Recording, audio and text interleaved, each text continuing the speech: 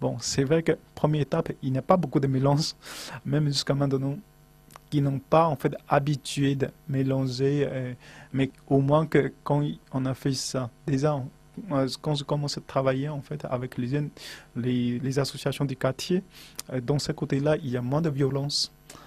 Cela montre que la médiation, la compréhension, l'écoute génèrent de la bonne volonté et génèrent chez ces migrants une volonté de s'intégrer, alors que le rejet, au contraire, renforce le repli communautaire.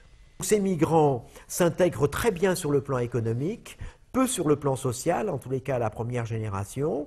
Il y a beaucoup d'efforts à faire pour effectivement d'abord leur apprendre le français, hein, ce qui est très important, et favoriser leur intégration sociale et culturelle en France. Et on a essayé en fait de trouver de l'harmonie et une vie conviviale avec les autres pour qu'on puisse un jour on dirait voilà qu'il n'y a pas de, en fait de faux reportages aussi que les Chinois qui vraiment en fait beaucoup de choses vraiment pas apprendre aussi. La deuxième génération, notamment les jeunes qui sont aujourd'hui français, ont une faim, une soif de mieux être perçus par la société française, de trouver leur place. C'est une tâche en fait responsable en fait comme un citoyen. Chaque personne qui a de sa fierté, chaque personne qui, euh, qui a de sa valeur.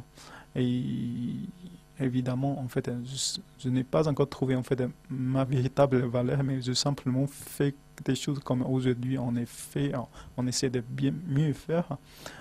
Donc, c'est ma motivation et je suis obligé de faire des choses. Je simplement que les gens qui nous comprennent, que je veux en fait que nous en fait aussi, il faut faire des efforts de comprendre les autres.